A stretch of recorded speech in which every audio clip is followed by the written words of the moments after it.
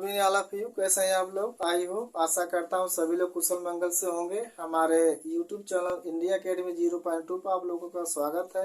आज आपको हम सिखाएंगे प्रेजेंट परफेक्ट प्रेजेंट कंटिन्यूस का आपका इंट्रोगेटिव सेंटेंस का ट्रांसलेशन कैसे बनाया जाता है।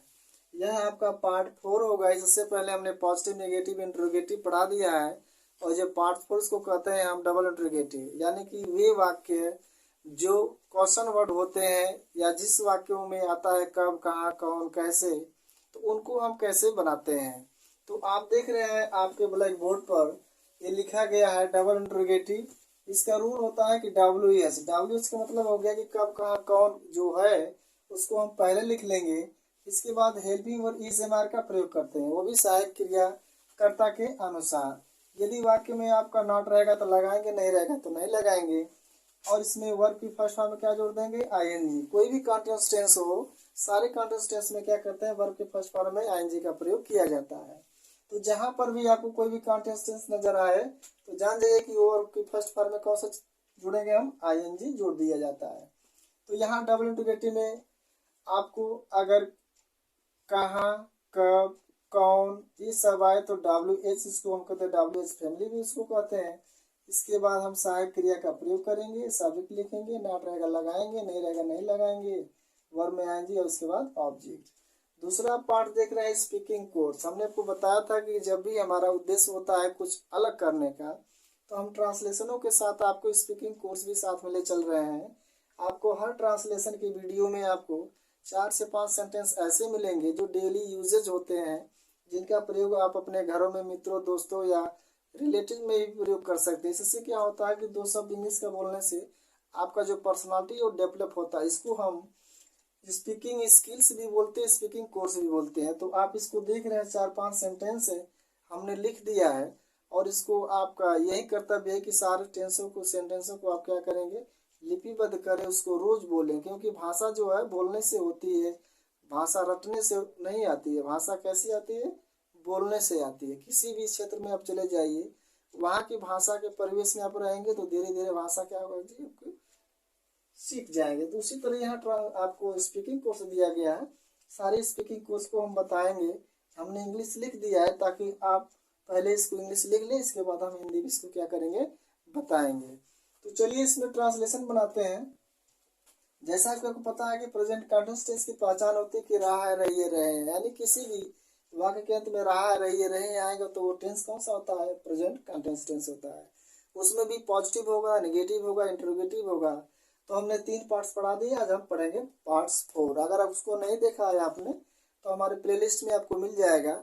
इंडिया अकेडमी 0.2 यूट्यूब में सर्च करिए, इसके बाद हमारे प्लेलिस्ट में जाइए, वहाँ पर टेंस का प्लेलिस्ट बना हुआ है, सारे चीज़ आपको वहाँ पर क्लियर मिल जाएंगी। ठीक है दोस्तों, चलिए बनाते हैं पहला सेंटेंस। जैसे हम कहें पहला सेंटेंस, मोहन कब पढ़ रहा है। ये मान लीजिए क्वेश्चन आ गया, मोहन कब पढ़ रहा है। तो यहाँ पर देखिए रहा है कंटिन्यूअस टेंस। अब इसमें आ गया है कब। तो कब का मतलब है क्वेश्चन पूछ लिया है, यहाँ पर क्वेश्चन वर्ड दिया है। तो सबसे पहले क्या करेंगे कि हम कब की इंग्लिश लिखेंगे और जो WH से बनेगा तो कब का क्या हो जाएगा? वेन हो जाएगा। इसके बाद हम लिखेंगे सहायक क्रिया का प्रयोग करेंगे अकॉर्डिंग टू सब्जेक्ट, कर्ता के अनुसार। तो इसमें क्या दिया है? मोहन। तो मोहन हमारा क्या है? Third person singular number means एक वचन है, तो एक वचन में क्या लगाएंगे? इज लगाएंगे। इसके बाद जो सब्जेक्ट हमने देखा है इसमें है, इसमें लिख देंगे मोहन। इस मोहन नॉट है, नहीं है। वर्ब क्या इसमें है? पढ़ना। तो पढ़ना का हो जाएगा आपका रीड। रीड में जोड़ देंगे ING। आपका सेंटेंस बन गया, व्हेन इज मोहन रीडिंग। दूसरा है, वह कहाँ पढ़ने जा रहा है। अब इसको सेंटेंस से देख लीजिए, इसमें भी है रहा है, कंटीन्यूअस टेंस आ गया। इसमें दे दिया है कहाँ। ये क्या हो गया आपका? डबल इंट्रोगेटिव यानी क्वेश्चन वर्ड वाला आ गया। तो ये भी WH से बनेगा। तब कहाँ का पहले अंग्रेजी लिख लीजिए, तब कहाँ का हो जाएगा आपका? वेयर।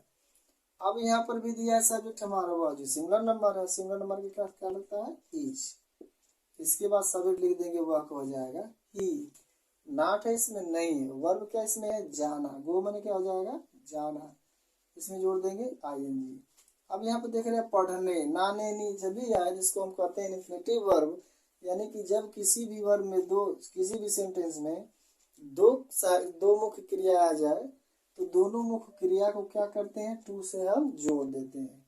गोइंग टू रीड, ये बन गया where is he going to read, means वह कहाँ पढ़ने जा रहा है। आगे देखते हैं, अध्यापक कक्षा में क्या पढ़ा रहे हैं। अब इसमें आप देख लीजिए, रहे हैं कंटिन्यूअस टेंस हो गया। अब इसमें दे दिया है क्या, इंट्रोगेटिव सेंटेंस आ गया। अब यही क्या जब शुरू में रहता तो हमने बताया था कि सहायक क्रिया से काम चला लेते हैं, लेकिन यही क्या जब बीच में आ जाता है जिसके लिए किसका प्रयोग करते हैं हम, वाट का प्रयोग करते हैं। इसका हो जाएगा वाट।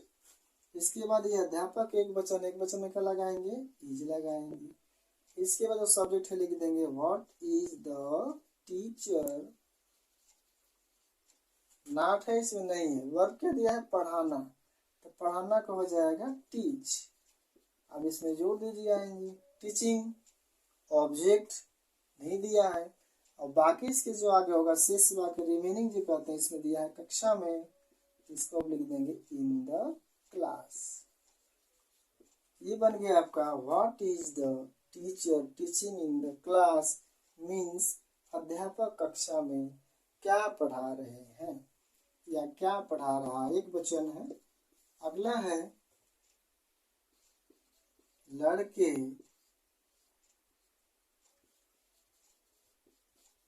गणित पढ़ने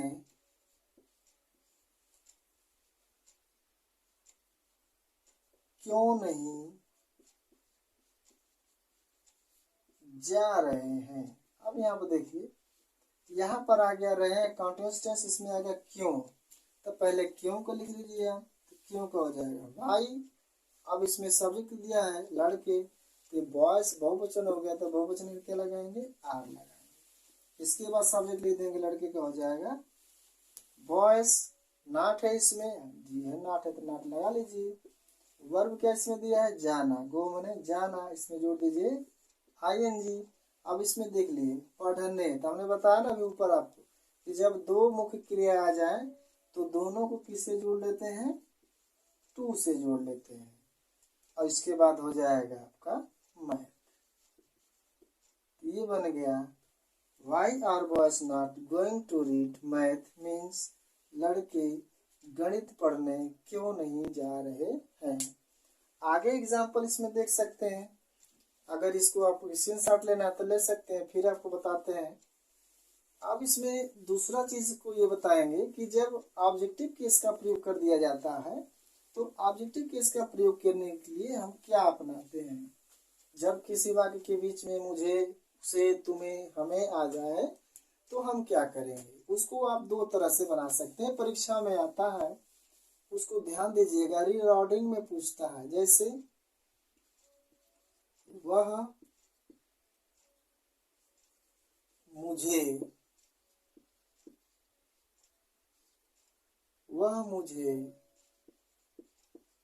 क्यों पत्र भेज रही है। मान लीजिए सेंटेंस आ जाए आपका, तो इसमें दिया है क्यों, तो क्यों को पहले आप लिख दीजिए वाई। अब इसमें देखिए सब्जेक्ट है वह, एक वचन है, क्या लगाएंगे इसके लिए इज, और जो सब्जेक्ट है वह लिख देंगे सी। यहाँ पर स्त्री है यानी फीमेल जेंडर है, तो उसके लिए वह के लिए सी का प्रयोग करेंगे। नॉट है इसमें, नहीं है। वर्ब क्या दिया, भेजना, भेजना का हो जाएगा सेंड, इसमें जोड़ देंगे क्या, आएंगे सेंडिंग। अब जो ऑब्जेक्ट है जिसमें देखिए ऑब्जेक्ट दिया है पत्र, लेकिन इसमें दे दिया है एक सेंटेंस आपका मुझे, एक शब्द दे दिया है, इसको हम कहते हैं ऑब्जेक्टिव केस। तो जब मुझे, उसे, तुम्हें ये सब आ जाए तो इसको क्रिया के तुरंत बाद लिख लीजिए मी, इसके बाद हो जाएगा ए लेटर। अब आपको परीक्षा में फंसाता क्या है, अब इसमें क्या करता है, जब ये यहाँ पर लिख दिया जाता है तो इस ऑब्जेक्ट को जोड़ने के लिए टू का प्रयोग किया जाता है। सपोज मान लीजिए ये अपन ने लिख दिया है, अब यहाँ पर लिख दिया आपने ए लेटर, तो इसको क्या करेंगे टू, इसके बाद हो जाएगा मी। ये बहुत इंपॉर्टेंट है क्योंकि परीक्षा में आपका रीराउंडिंग सेंटेंस में अगर टू देते रहता है लड़के फंस जाते हैं कि टू को हम रखे कहाँ। तो ध्यान दीजिए, ये ऑब्जेक्ट वन है, ये ऑब्जेक्ट टू है। जब किसी भी वर्ब से पहले तुरंत ऑब्जेक्ट टू का प्रयोग अगर कर दिया जाए तो ऑब्जेक्ट वन को जो है क्या करते हैं, टू से हम इसको जोड़ते हैं। इसको आप ध्यान दीजिएगा, बहुत इंपॉर्टेंट है, ये रीराउंडिंग में पूछा जाता है। और पिछले साल पेपर में जो है किसी वर्ष में पूछा था, हमको याद आ रहा है, हमने पढ़ाया था बच्चों को। और आगे देखिए, अगर हम कह दें और सेंटेंस, कौन आपको कहानियां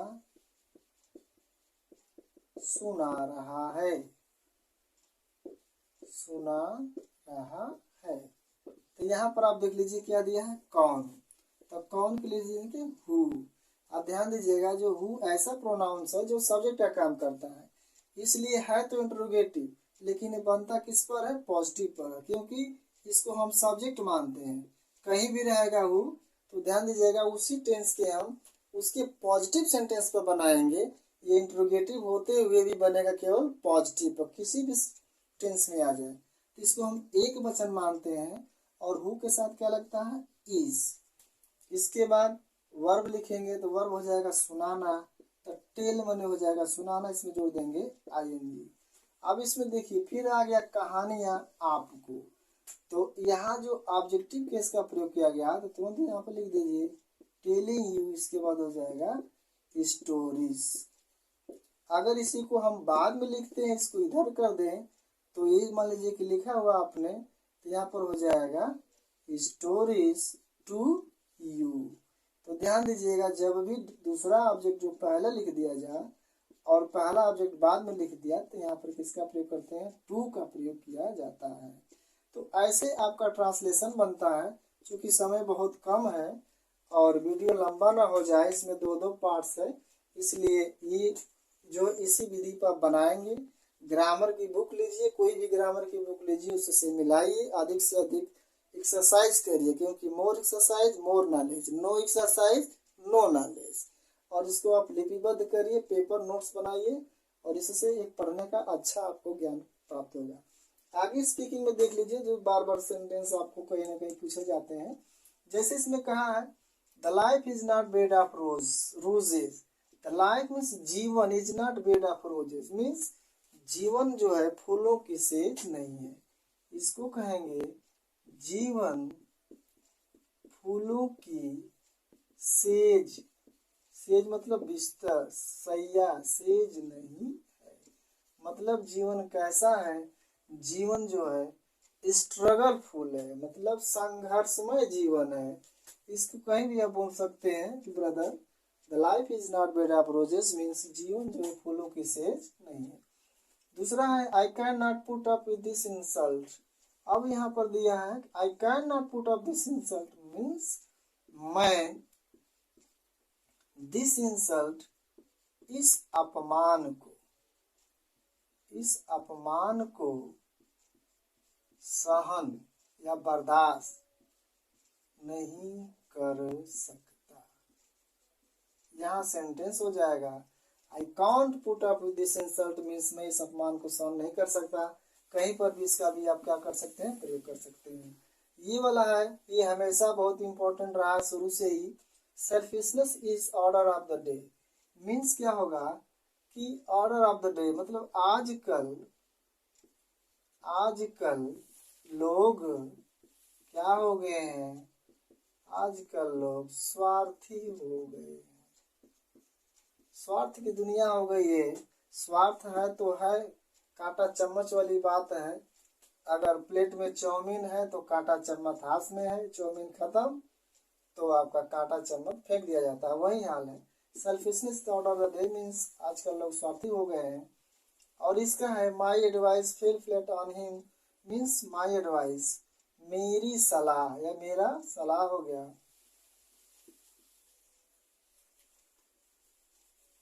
मेरे आदेशों का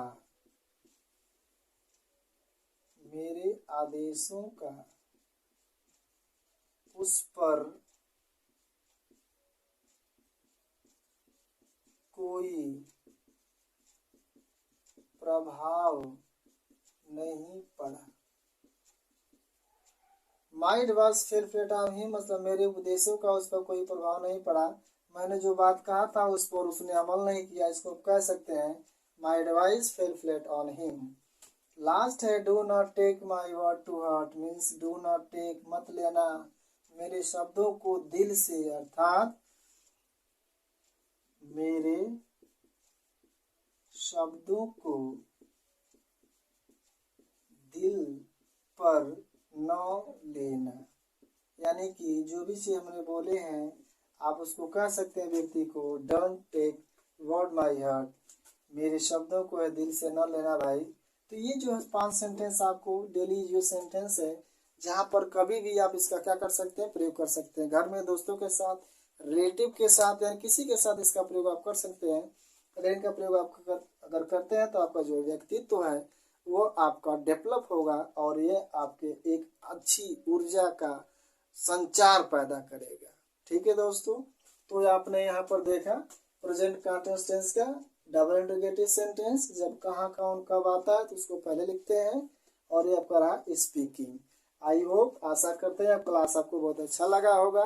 अगर लगा है तो हमारे इस चैनल को इंडिया एकेडमी 0.2 को एक शेयर, एक लाइक, एक कमेंट, एक सब्सक्राइब जरूर करें, ताकि हमें कुछ और बेहतर करने का ऊर्जा प्राप्त हो।